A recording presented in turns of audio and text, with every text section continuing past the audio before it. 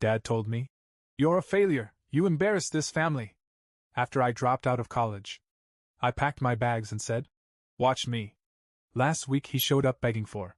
I still remember the weight of the suitcase handle digging into my palm as I walked down the front steps of the house I grew up in. My heart was beating so loud it almost drowned out my father's voice, still shouting behind me, words like bullets fired out into the cold night air. "You're a failure! You embarrassed this family!" I didn't flinch.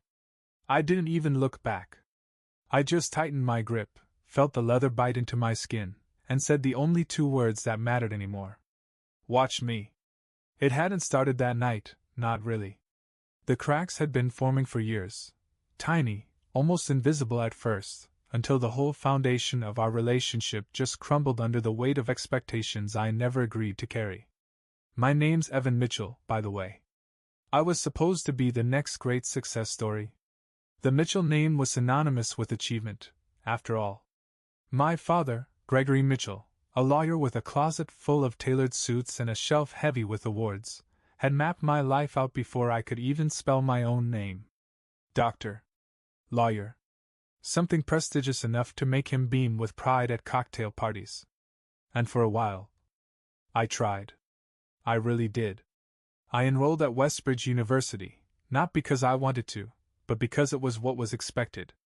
I chose pre-med, not because I loved it, but because love wasn't part of the equation.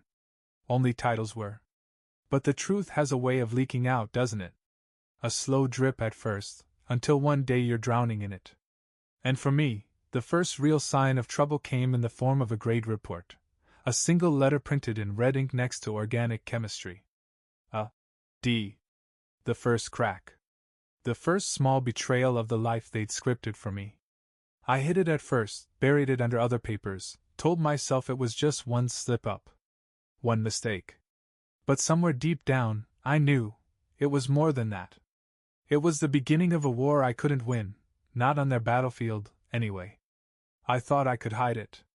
Patch the crack with lies, with half-smiles at family dinners, with careful edits to my stories about school.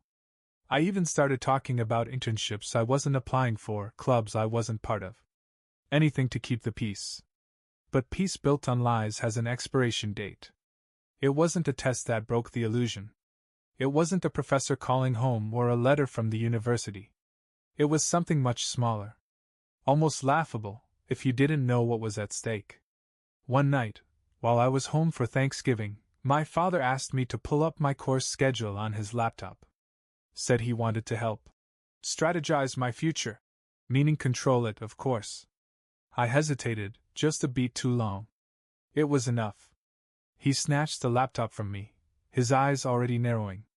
Within seconds he was clicking through tabs, his face growing redder by the minute. It didn't take long before he found what I had been hiding, a withdrawal slip from one of my core science classes, and an enrollment confirmation for a course in creative writing. Creative writing.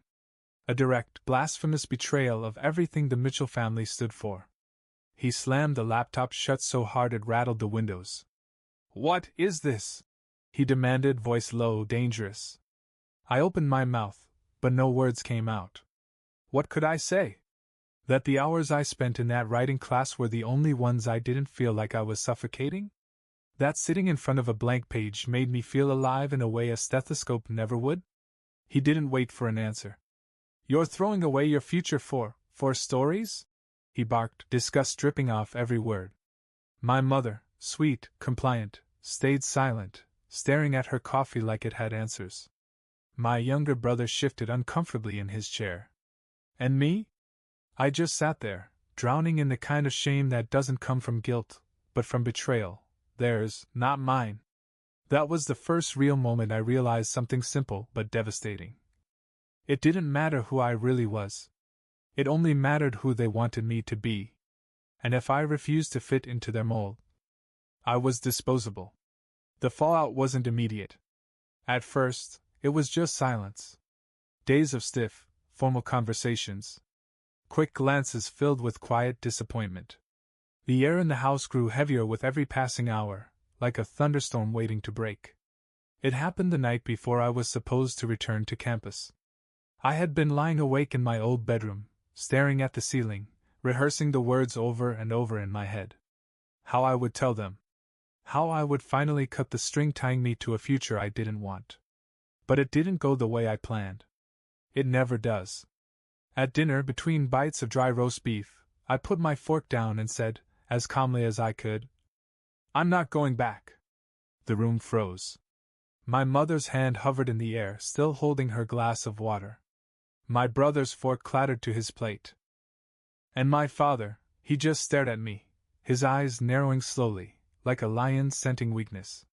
"What did you say?" he asked, voice razor sharp. "I'm done," I said, feeling the tremble in my own voice. "I'm not going back to Westbridge. I've unenrolled." For a heartbeat, there was silence so deep I could hear the clock ticking on the wall. And then, he exploded. "You're a failure!" he roared, slamming his fist on the table so hard the plates jumped. "You embarrassed this family!" Spit flew from his mouth as he leaned across the table toward me, face red, veins bulging in his neck. "You think life is about chasing fairy tales? Writing your little stories?" he sneered. "You're nothing. You'll end up flipping burgers while your classmates build empires." My mother said nothing. My brother kept his eyes locked on his plate. It was like I had already ceased to exist in their world, like I wasn't even worth defending. For a second, just a second, I felt something inside me shatter. Something old. Something that had tried for too long to earn their approval. But right behind that pain came clarity. I stood up, slowly, deliberately, pushing my chair back without a word. I didn't argue. I didn't plead. I just walked upstairs, pulled out an old suitcase from under the bed, and started packing. There wasn't much to pack. Some clothes, a few worn notebooks, the battered laptop I'd scrimped months to buy. Everything else, the trophies, the framed certificates, the reminders of the life they had built for me, stayed right where they were. They didn't belong to me anymore. I zipped the suitcase shut, the sound loud and final in the heavy silence of my childhood bedroom. When I came back downstairs, my father was waiting in the hallway. Arms crossed. Jaw tight. The look of a man who had already written me off as dead weight. "You're making the biggest mistake of your life," he said coldly. "You'll regret this. You'll come crawling back. And when you do, don't expect this door to open." I stood there for a second, feeling the weight of his words settle in my chest.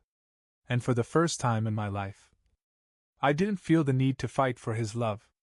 I didn't need his approval anymore. I didn't even need his anger. I adjusted my grip on my suitcase, opened the door, and turned to face him one last time. "Watch me," I said. Not angry. Not desperate. Just calm.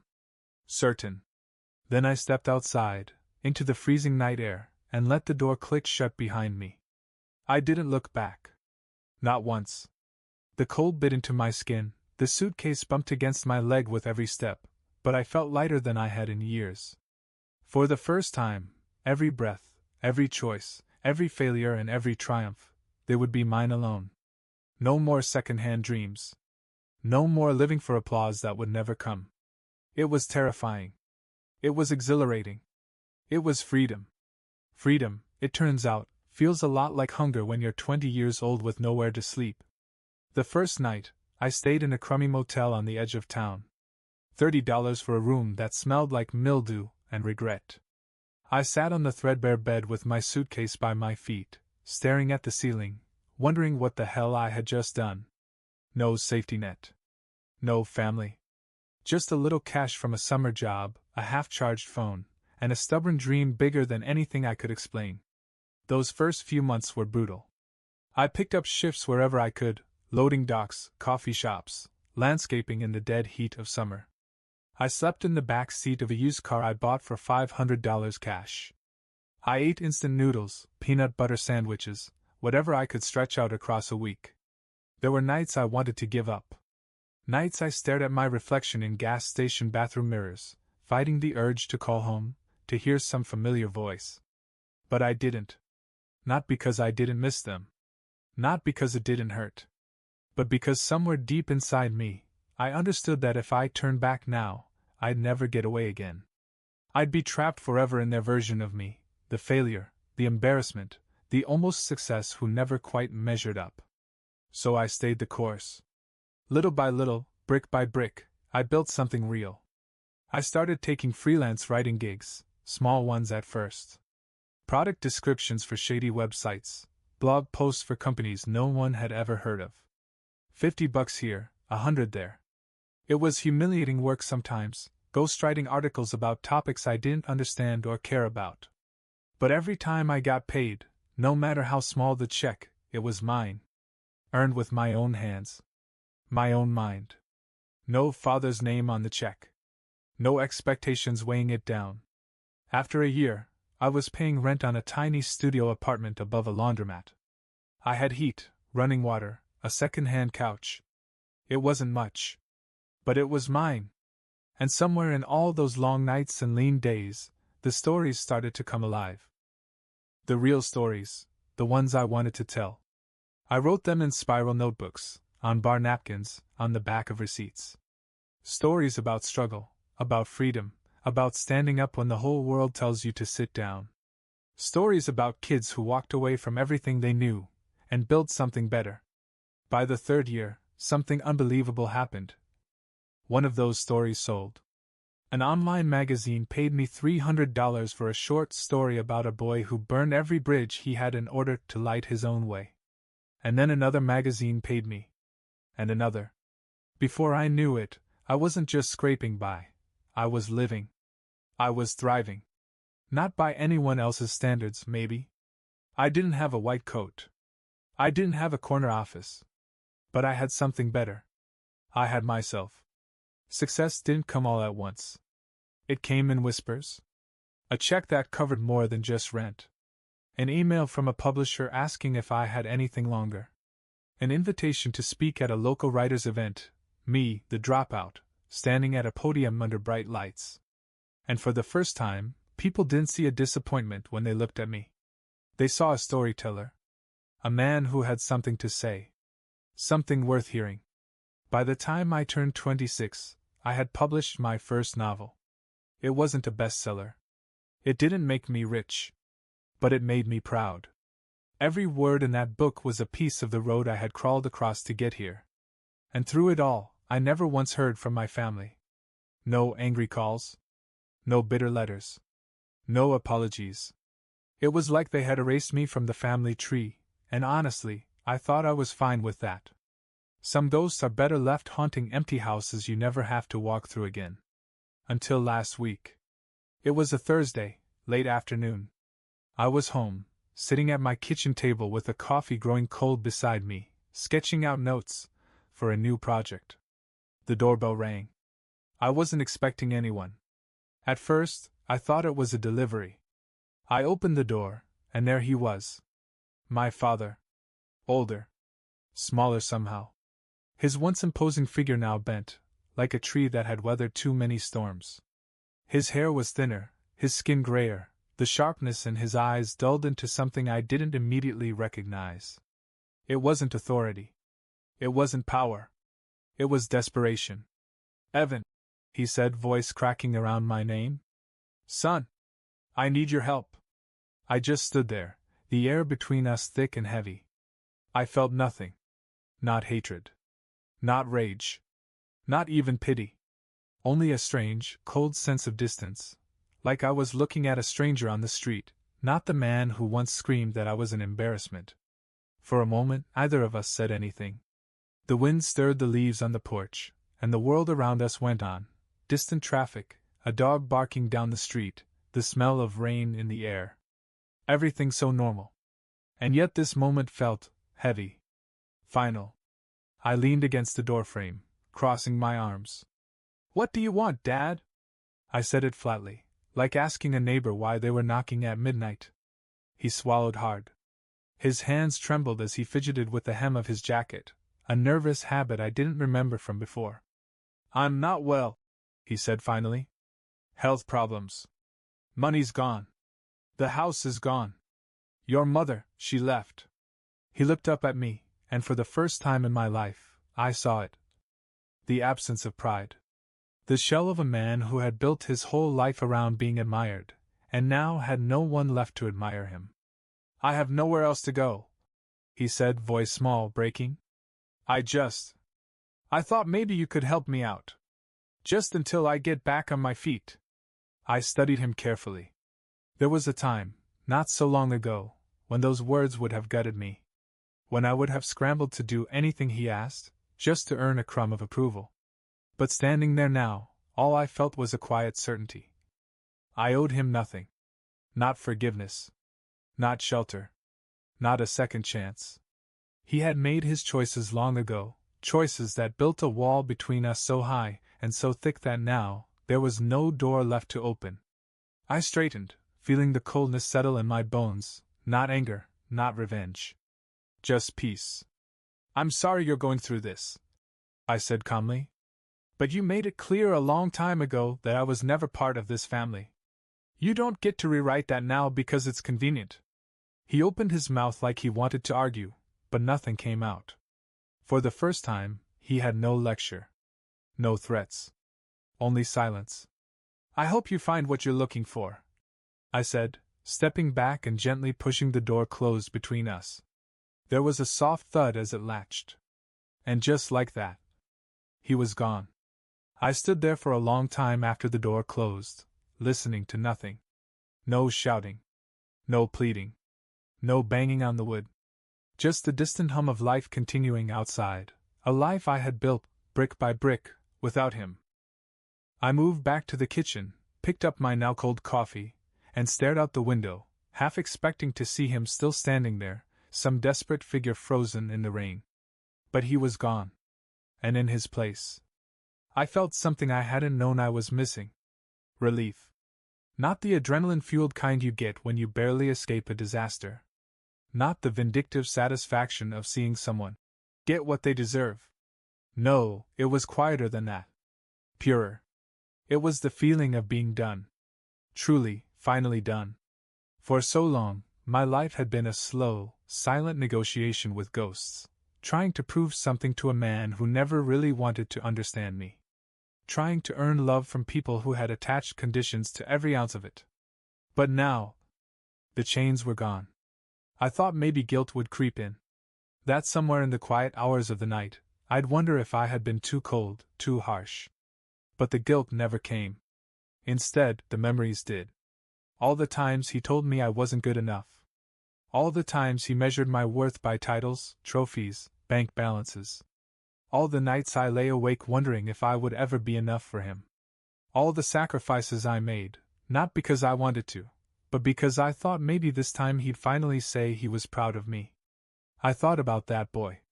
The one who used to stay up late studying, not because he loved chemistry, but because he thought good grades would buy him love. I thought about the boy who packed his suitcase with trembling hands, not sure where he was going, only certain he couldn't stay.